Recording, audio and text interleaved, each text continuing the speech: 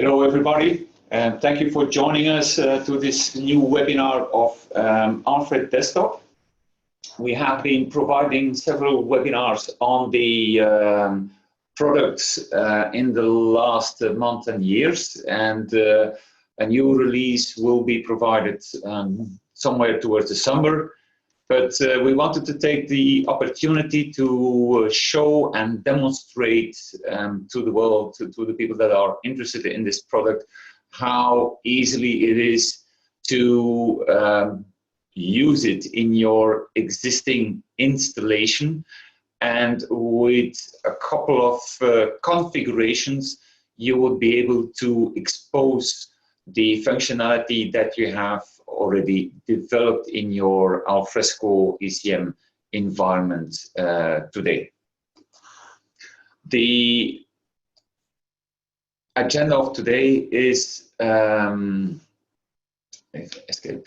Yeah, the agenda that we will follow is to have a brief introduction of Alfred Desktop, the positioning, and then really review the configuration means that you have within Alfred Desktop, whether it is functionality that becomes available out of the box as you install it, or with an easy configuration, or even with advanced configuration. So the three domains of configuration we will explore.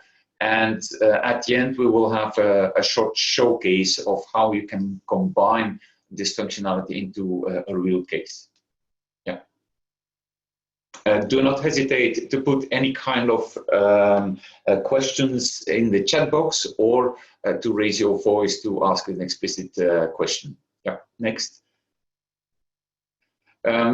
The Alfred Desktop is user interface, an alternative user interface for Alfresco, and it's really oriented to the heavy users that are really having a need of working like with Microsoft Explorer, with the shared drive, and will provide means to personalize their working environment on their desktop. It has an extremely good search functionality, and a flexible and dynamic search functionality.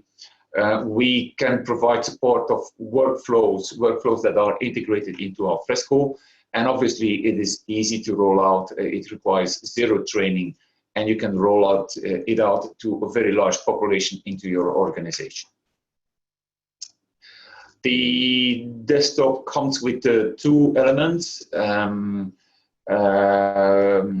The first one is the navigation pane, which includes a navigation screen at the left side, a detail pane in the middle.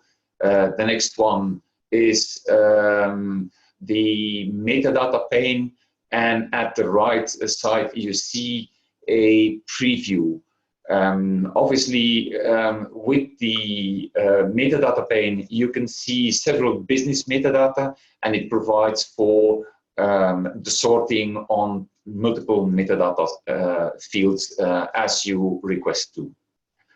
Okay, next one is the search functionality, which is a separate tab and enables you to configure your own search query.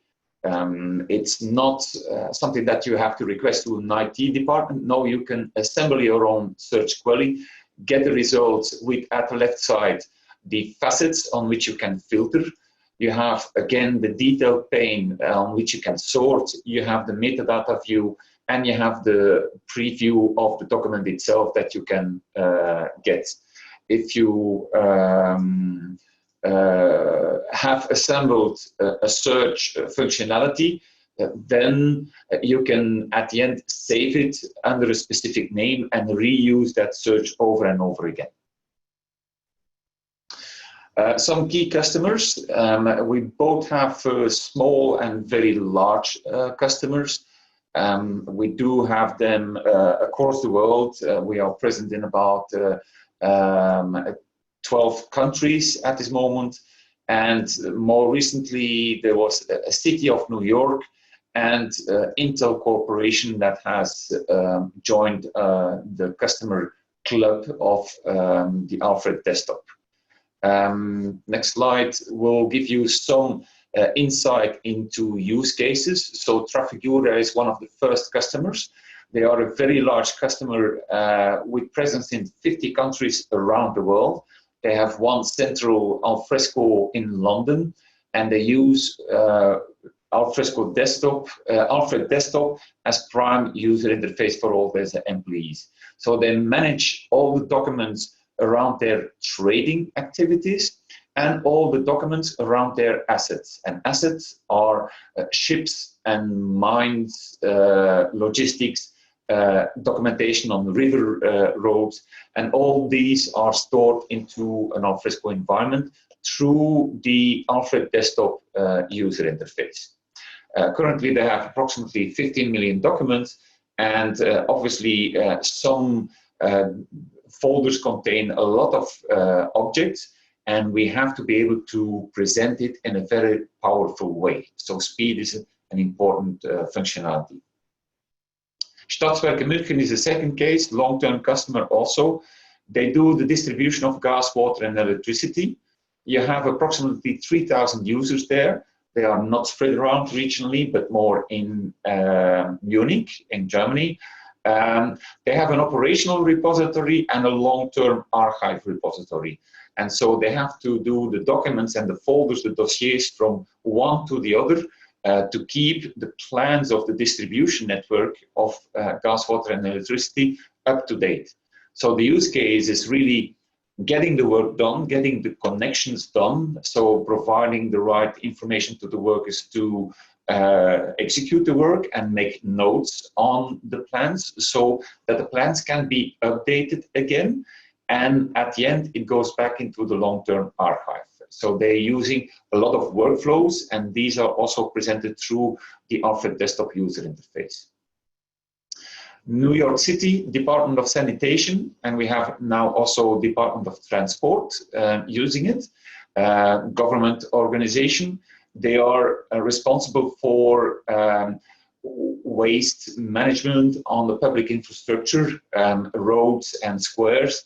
And I was told that one of the main tasks is also organizing that the streets are free of snow in the winter. That's an important task. So they have multiple use cases, whether it is administration, pure internal administration, the legal department, healthcare. There are multiple projects, and most of them are done through the Alfred Desktop user interface. Next one is Intel Corporation, which is well known to you. We are in contact, or we have in one of their departments that are using Alfresco for a very long time, and recently they adopted also Alfred Desktop because they had to manage a large bulk of updating of the updating of a large set of documents and the metadata of the documents. And they used Alfred Desktop for that. And currently they are also one of the main use cases is keeping the documentation of the custom chip design up to date and to be able to share them with their customers. That's a very valuable asset for them. And so Alfred Desktop helped them in making that work much more easier. So I hand over the presentation to Koen, who will explore the means that we have to configure Alfred Desktop. Koen?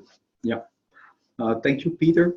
I will talk in this part about setting up Alfred Desktop for the first use and what you need to do to be able to use Alfred Desktop on top of your customized Alfresco repository with a custom model. So what do you get off the shelf is that a lot of the Alfresco configuration is inherited by Alfred Desktop, and Alfred Desktop only extends the functionality. So what is inherited if you have custom document models, they are inherited. If you have in your repository created specific folder rules, they are just applied when you view through Alfred Desktop or add new documents in Alfred Desktop. Your policies and behaviors on Alfresco are also inherited. Alfred Desktop follows the permission model from Alfresco. That means that if a user doesn't have permission on a document or a folder, it will not be shown to the user in Alfred Desktop. Other permissions are also applied, like, for example, read or write permissions. Alfred Desktop supports the syshidden aspect that you can add to folders or files, but to folders where a customer maybe needs or an end user needs to have permissions to read permissions, but you won't show it in the desktop. Your search facets that you defined on Alfresco are also taken over by Alfred Desktop, as well as smart folders or the sites that you have. Now, all the metadata that you have configured from your content model is displayed out of the box, but we provide configuration means to customize the metadata view in the metadata pane. Now, to enable your custom content model, you need to make Alfred Desktop aware of your custom content model, and you do that by configuring the Alfred Desktop backend with a small configuration script where you put in the namespaces of your custom model, so that when you open Alfred Desktop, it will show up. So your custom content types will show up in the dialog, and you can show that, but I will demo that in a short while. So if you have in your Alfresco repository document templates and folder templates defined, Alfred Desktop will take them into account and will show them. So document templates are stored in the data dictionary no templates folder, and you see an example of the context menu from Alfred Desktop when you want to create a new document. If you create a document from a template and the template has a custom document type, it will Alfred Desktop will use all that information and copy already metadata that has been applied to your template. And for the folder structure or folder template, so when you have a folder template set up, it's in the data dictionary spaces template, and it will show as a fold out structure in Alfred Desktop. But I will demonstrate those things now.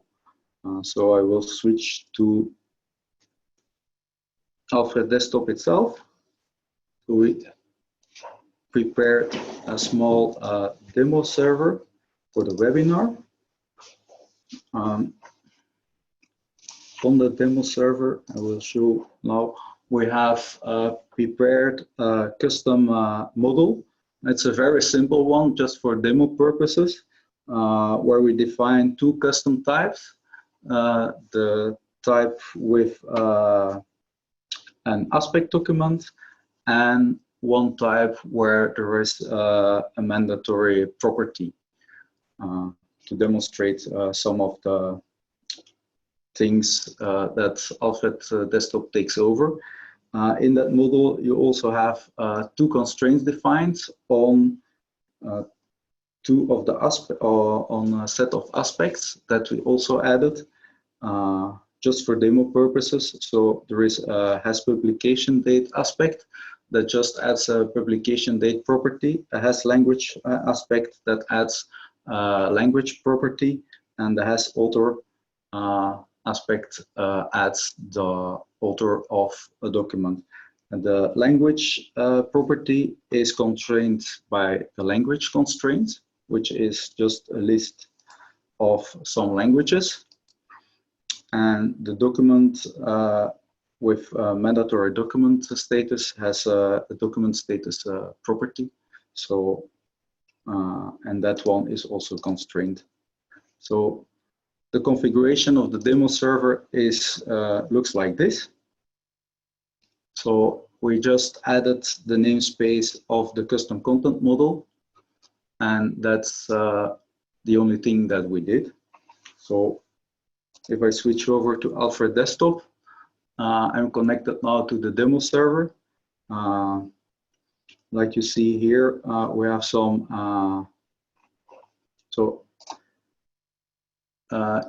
to show what is taken over, like for example, the new folders.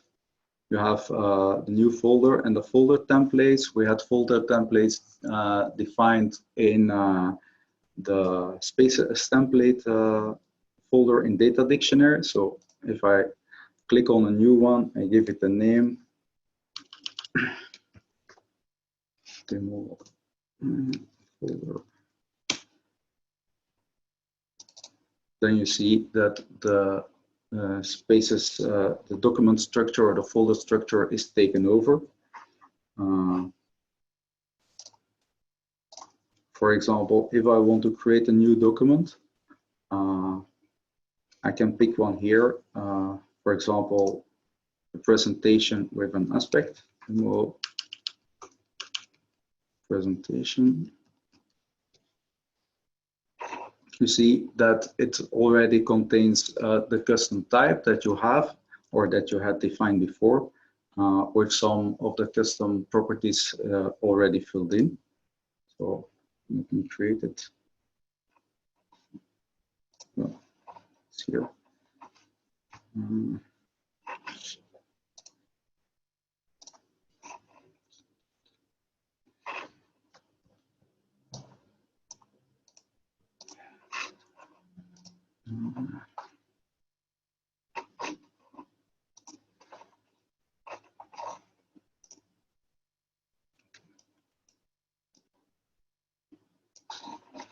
It's because you are in presentation. Yeah, I think so. But okay, it's okay. Let's see what it opened. So I created the document. We didn't make any changes. So that's what you see. Also, if I go again to the shared, we have a normal model with just an Alfresco content type, the base content type, and you see that all the properties are displayed in the metadata pane. When I switch over to a document, a custom document type, you see that some of the custom folders are custom properties are displayed as well.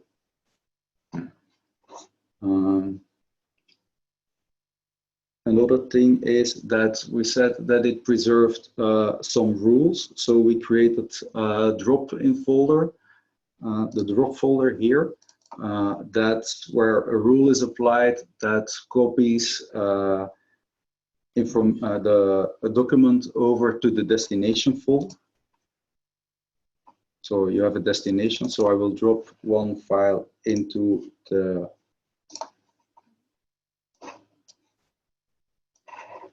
drop folder. So Alfred Desktop will require you to edit the metadata and to save it. So, but if you see now, the document is located in the destination folder and not in the drop-in folder. So the rules are applied to that as well. So this is what you get out of the box with the only configuration of the config.js on the backend. So all your a lot of customizations and behaviors are already taken into account by Alfred Desktop. Yeah. We have already one question. Is it possible to not show new folder here, only new documents? We will handle that document more towards the end of the meeting. So please keep on sending your questions, and we will treat them as we get to the right place. Yeah. Go ahead. So, yeah, that one we can discuss So in the next part, I'm going to talk a bit about configurations for the easy part. So it's more based on configuration, like in customizing the metadata pane or the column sets that you can see in the details pane and some search properties. So all these configurations are in the data dictionary folder on the Alfresco repository. So that means that if you put the Alfred Desktop configurations on your Alfresco repository, it becomes available to all your Alfred Desktop users. So for the basic forms configuration, so you see an example of metadata pane, and like you saw in the small demo that I gave, by out of the box, you only get one listing of all the metadata properties of a document, but Alfred Desktop allows, the forms configuration allows you to create sections or to hide metadata properties. It follows the read-only fields, but you can configure as well the metadata pane by type or document type or aspect, so that if you have an aspect added to a document, that other parts are shown in the metadata pane. You can apply label colors, grouping. And all the forms configuration is located in the data dictionary thread forms configuration. And the default forms configuration is supplied when you install Alfred Desktop. So it's in the Alfred Desktop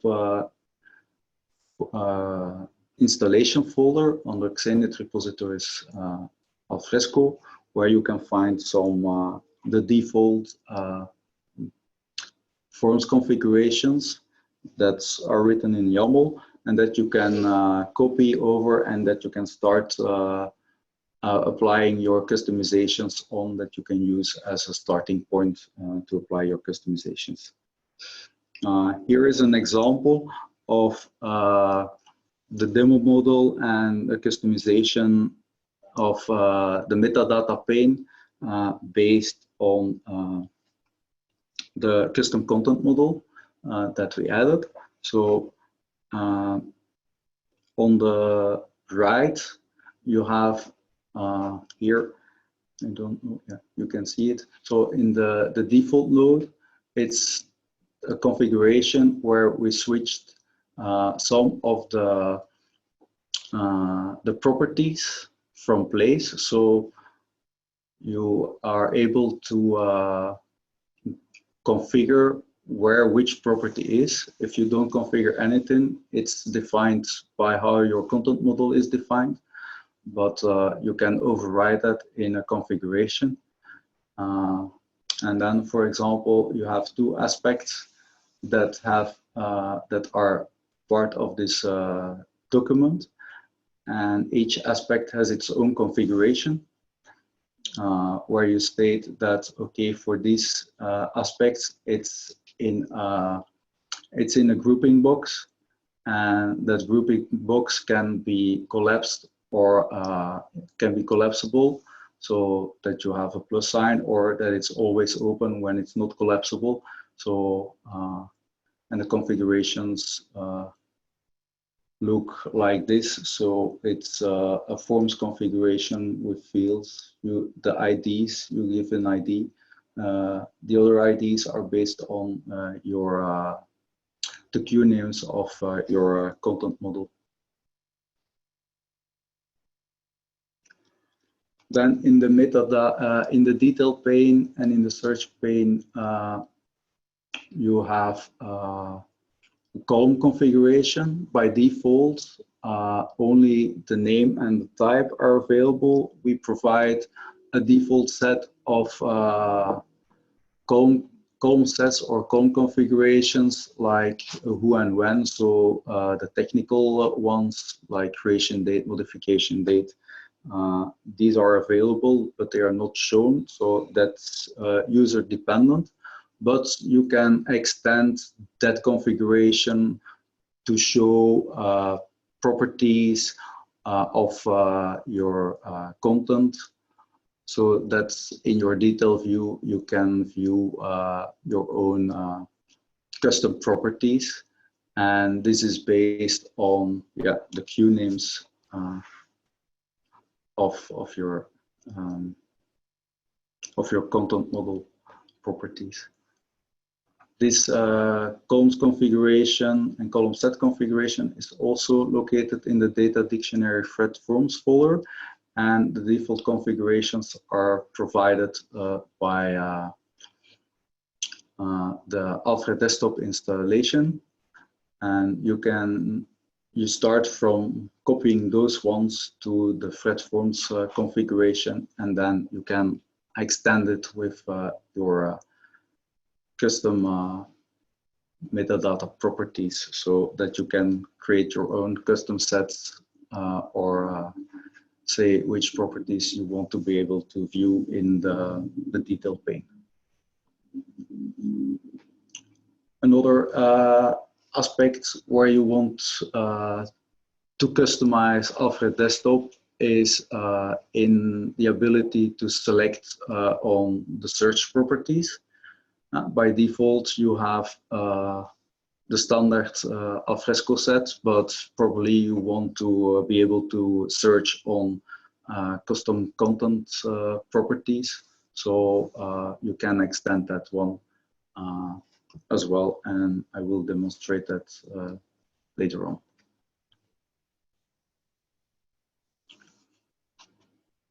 We talked about the search facets as well, but for the search facets, there is no configuration needed, since Alfred Desktop uses the search facet configuration from Alfresco.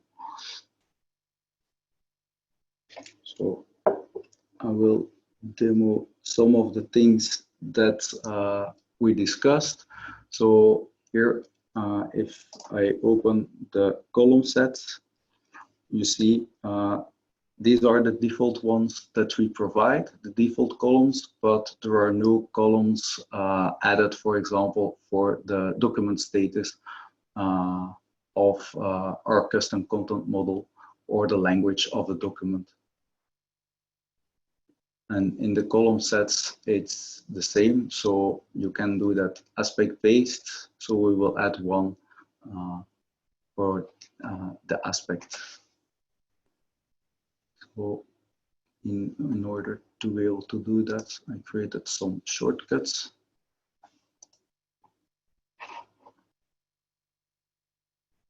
So we'll start with the column set.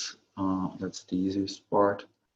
So we have here the column default override and the column set default override. I will just first copy them to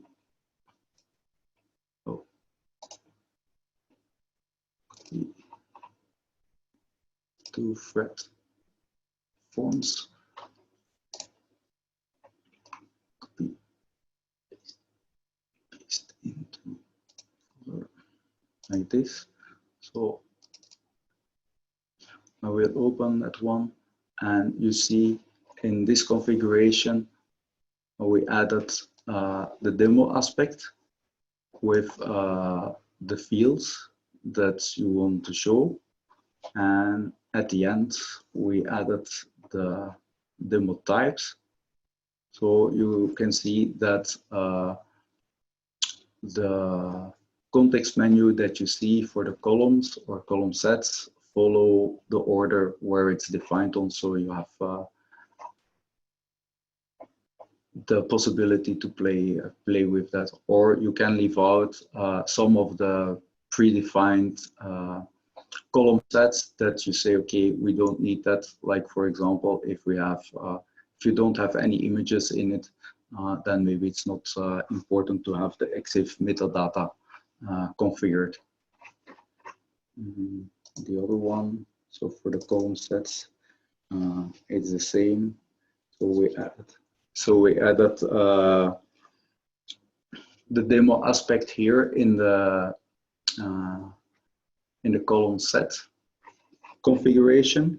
So for each aspect, there is an entry added, and in this one you can add also menus and submenus or sub-entries into it. So I uploaded these two files. I will now reconnect. So if you reconnect with Alfred Desktop to the same repository,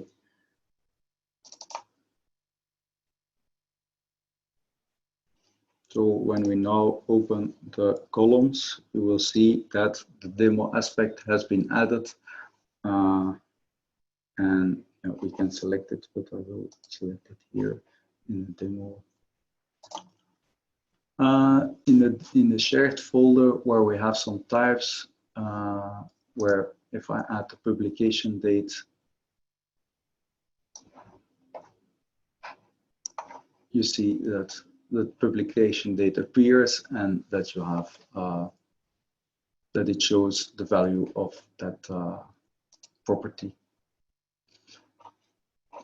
And for the column sets, it's similar. So under aspects, we added the demo aspect, and so for each of that aspect, if we change it, then the column set, the complete column set changes. Another thing you can configure is the view in the metadata pane. So now you see that it's just a list of all the properties that are set on that document, but maybe you want to group some properties together. So you can do that by overriding the default node configuration. We'll copy this as well. Copy and put them in thread forms.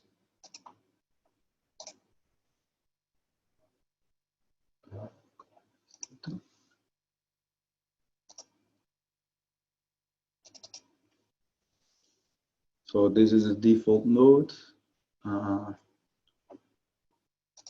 override where we played with the placing of some of the properties, and where we added the custom demo aspects. So it has an ID that is defined in the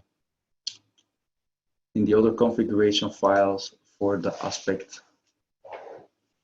It's not those ones. I need to copy more. I need to copy those aspects over.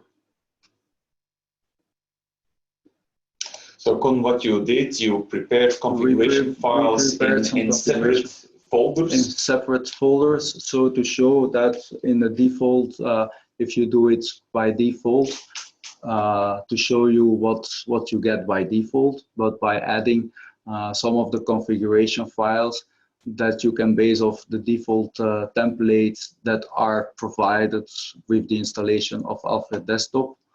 You can add your custom model properties or change the view on how you want those aspects to be shown, your custom aspects to be shown in the metadata pane. Okay, and so once you have uploaded these configuration files, by connecting back to the server, the client detects that there are new configuration files, and it downloads the new configuration files. New configuration files. And as such, the new configuration is rolled out automatically and distributed to all users.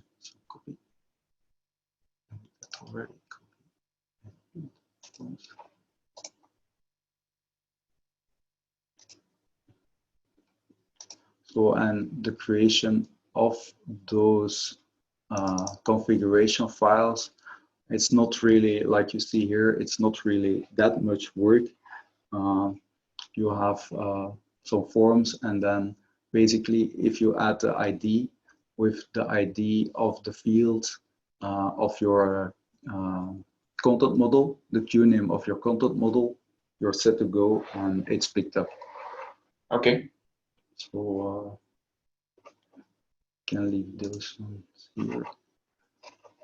So when I reconnect now, so we go to share. So I uploaded those configurations, and like you see, if if we view now, still the configuration changes are not applied. But when I reconnect,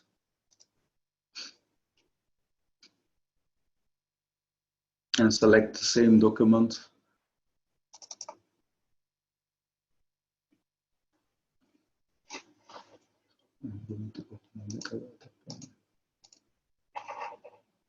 and select this document, you see now that there is some structure by the basic configuration is in a section, the mandatory properties are in a section, and the demo publication aspect is as well here, and you can collapse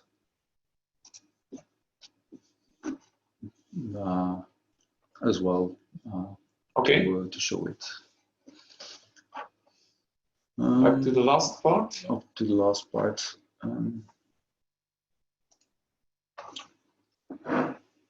Yeah, no, I wanted to show some one thing that's also important. It's in the search.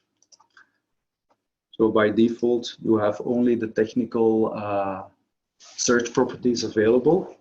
And when you want to extend this one, you need to override the configuration as well.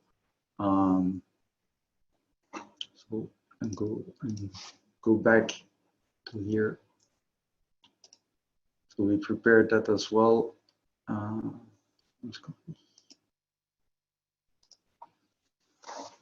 So the search. So it needs to go in the forms.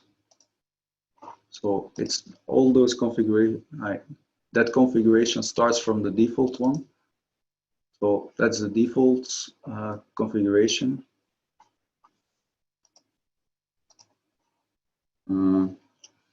Default configuration, and what we just did was add the QNames of the custom properties of the content model to the list so that you can select them as well in the search. So when I reconnect,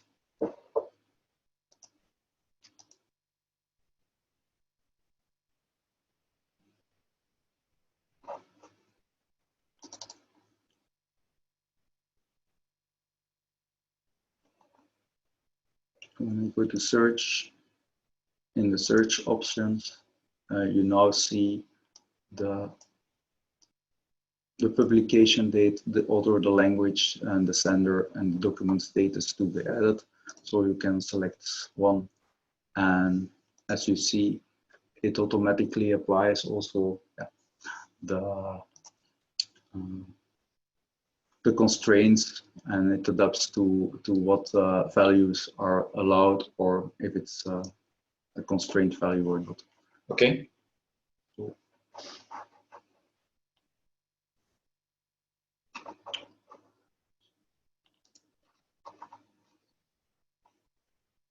So that section is about configuring the metadata and how to view or how to display your custom metadata.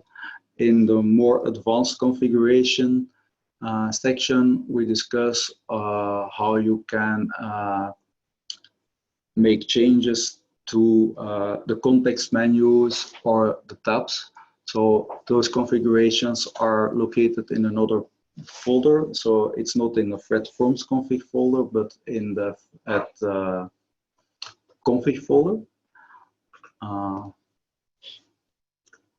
So in the customization of the context menu, you're able to add, for example, your own custom commands, or a command that goes to a website or something like that based on the node or node information.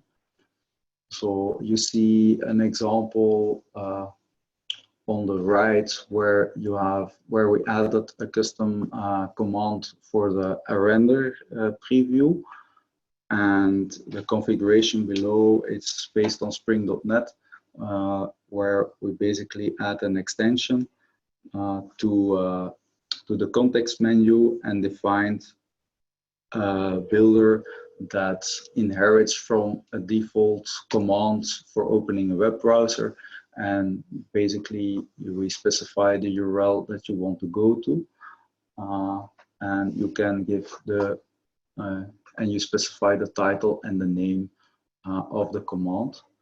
Alfred Desktop also supports context sensitive commands. So based on the type or aspects that is on a document, the context menu changes. There is also support for commands that require some user interaction. And you can add more commands to it if you want to trigger special workflow based on the building blocks that Alfred Desktop provides.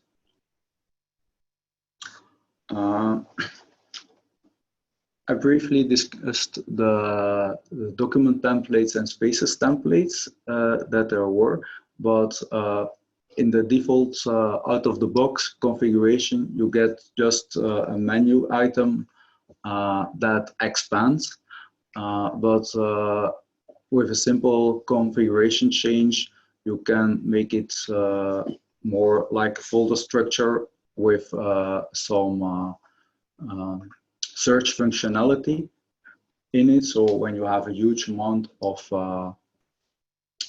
templates, you can easily select the one that you need, or you can show it in a category view. Then there is support for filtered views. That's also additional configuration. It's based on saved searches. So you can define a search and then save it.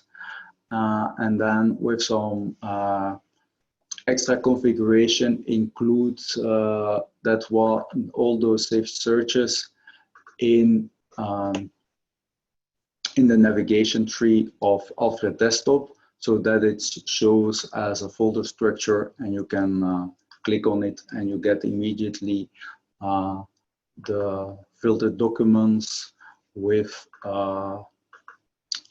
the columns or in the detail pane that you selected in the saved search. So for example, in the document status draft, in that search, we selected the language and the location of the document. But for example, in the document status final view, the detail pane shows the document status instead of the language and location. There is also support for auto-completion based on, for example, a web script. So that you guide your users with auto-completion and a selected list of your master data management, for example, that you can use for that one. So it's comparable to list constraints in the content model, but you can use other input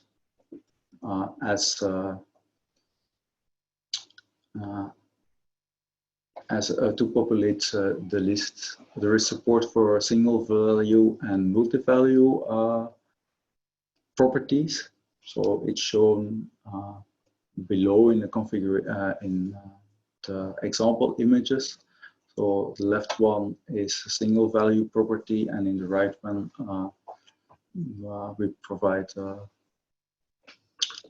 multi-value property selection where you have checkboxes to select the values.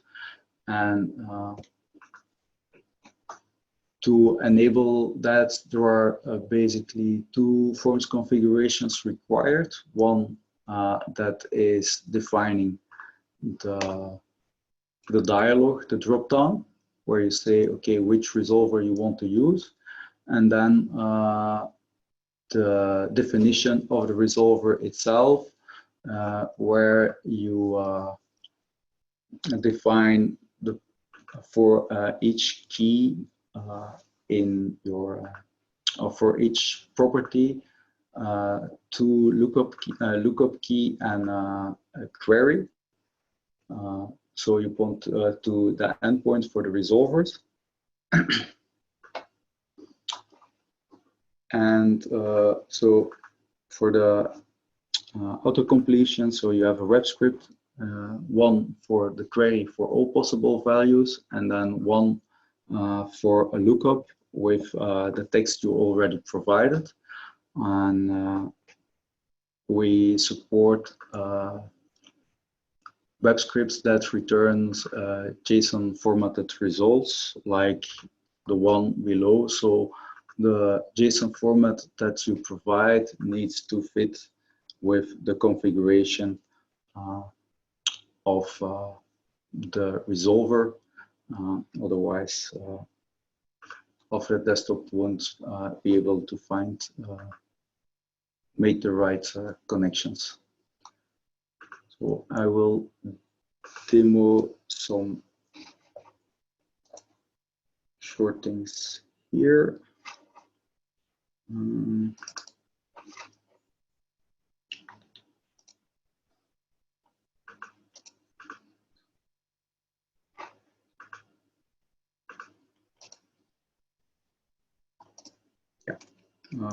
So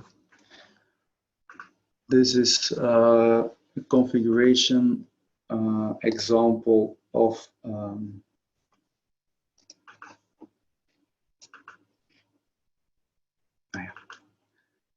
for example, I will showcase the filtered views. So we prepared some saved searches. So this is a saved search, which you can create in the search with the search tab. and save it to an XML file.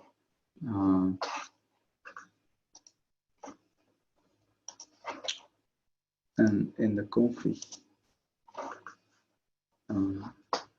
filtered views, I will enable it, this one, show the configuration. So it's on boilerplate codes where you actually point to a folder where you have stored the saved searches in your filtered view, and the other part is to hook it into the navigation pane.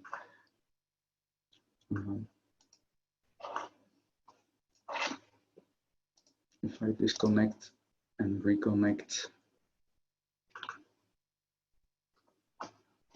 Alfred Desktop,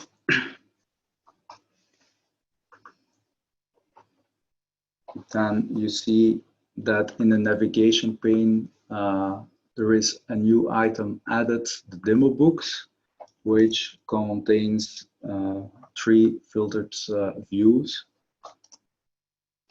So the draft has 1, and the final status has 2 documents, and you see that the detail pane, the information in the detail pane changes as well.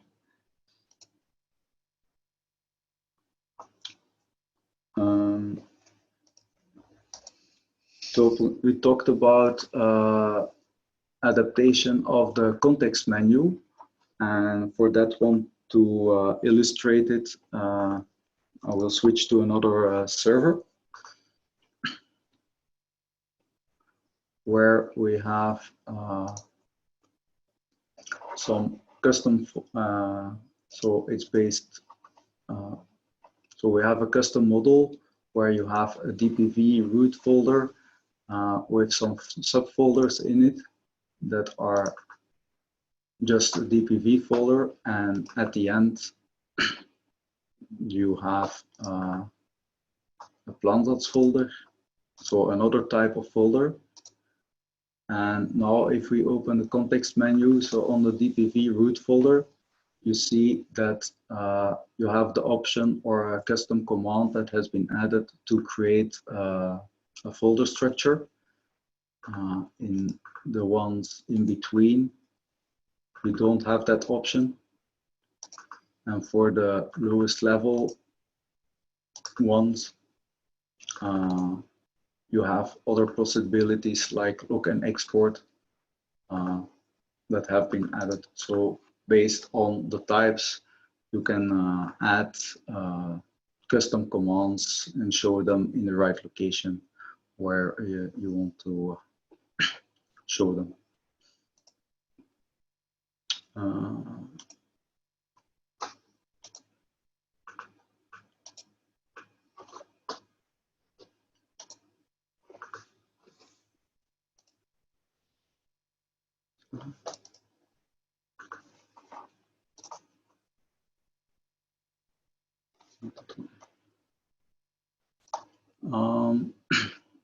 Here's a configuration.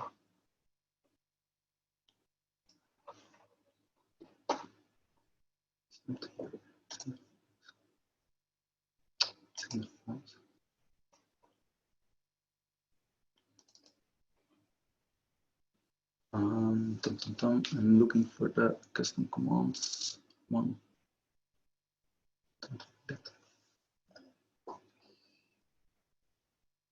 That's not in config.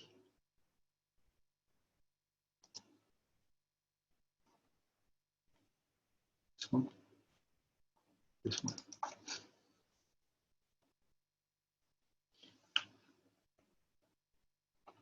Oh, no, I won't find it anymore.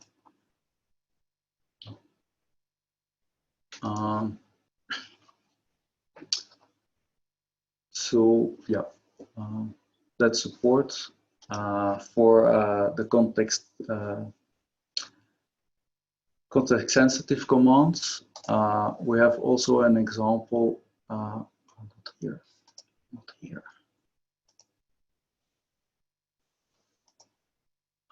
where you have a command. So this command which requires input, a user input. So, for example, it requires some with the date. When you send it, it creates an extra folder of a specific type in the folder structure. So if I click on refresh, yeah, it's webinar. So it created a folder structure, and the new subfolder according to a web script that has been created, or a custom web script that requires some input parameters. So you can basically configure it to be called and configure the input dialog, just like the metadata dialog is configured. Okay. Any other element you want to demonstrate at this moment? No, that's all I wanted to demonstrate.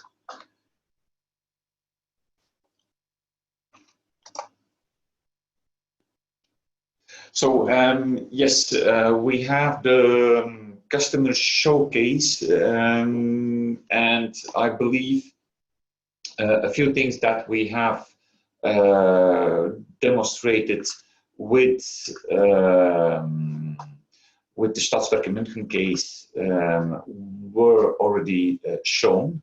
The other one that I wanted to show here is about a customer of ours who has, and let me mute my thing. Koen, can you stop sharing yours? Then I can start sharing mine. Yeah, stop share. And I will shut down my video and start sharing my screen. So this is more about a customer, a city, which has a financial tax department and is managing all documents related to tax that they do to companies and to into their city, and they want to organize it into a repository, the documents related to these taxes. So they work very heavily with inheritance, and they have created a lot of policies into the Alfresco environment. So based upon the different type of folders, here you can see that there's a specific type of folders with specific set of metadata, and if you go and create a new folder into it, if I say a new empty folder, then I will just do XXX as a new folder. You see that it inherits already the folder type, and you can more specify it now downwards. And it not only inherits the folder type, but also the values that were already provided at the top level. So as you go down, you see that the value is provided here in the row, and it is shown in a different, in a specific way, grouped in a specific way. That if I add here a document to it and upload a document to it, that the information will be inherited automatically, and I can complete the information by using a specific or filling in specific fields, while the other information which is defined at the top level is those values are inherited by the top level. So that is the way that this organization has organized a full repository with all documents related to their tax communication with not their sisters, but here with companies, and that's how they keep track of not only the documents, but also they provided date ranges where they say, okay, until when is this document valid, and how can we further manage the documents in the relationship with these customers. So once you have also filled in all the metadata, then you can start searches or even smart folders. If you have smart folders of saying, okay, I want to see the content which is shared. There's nothing in this folder or in this content. If I have private information, I see that some of the folders and files will appear, and as from here I can continue working with it because I do have the preview. Obviously it's not the right content, but I do have a preview of the document, and I have a view of the metadata, and I will be able to select a specific column set to show this information in a certain way. And once selected, I would be able also to download or to export those information into a CSV file. So this is another use case where we demonstrate multiple of the functionalities that you can configure, and most of it is configuration on top of Alfresco. So it is exposing the functionality that you have developed already within your Alfresco installation. So with that said, the title of the webinar was how to configure within a few days the Alfred Desktop on top of your environment and exposing it into your desktop environment of your users.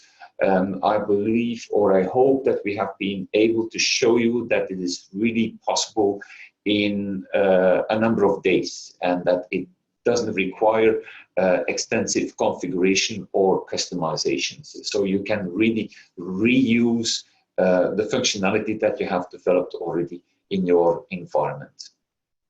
Okay. Any other topics we want to share at this moment? No. We have one question that was addressed, I believe. Can I do this with 3.6 or only with 3.5? And everything that we have demonstrated, or at least the vast majority, is something that you can do with Alfred 3.5. You will find many of these things in 3.4, and obviously some functionalities are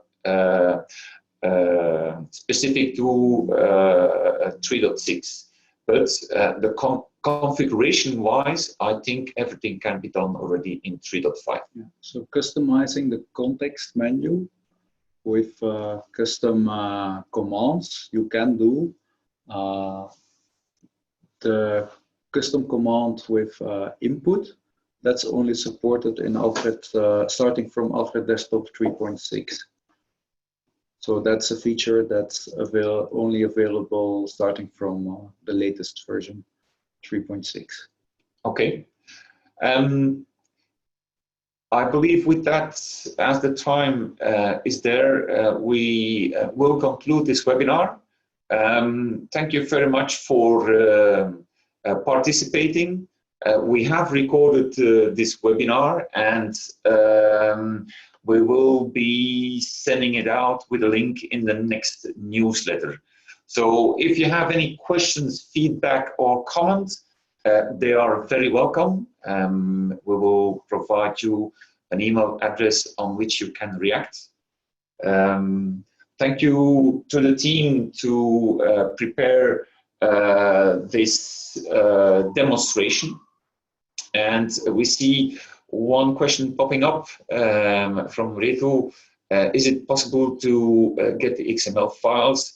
Well, yes, this is a very good question.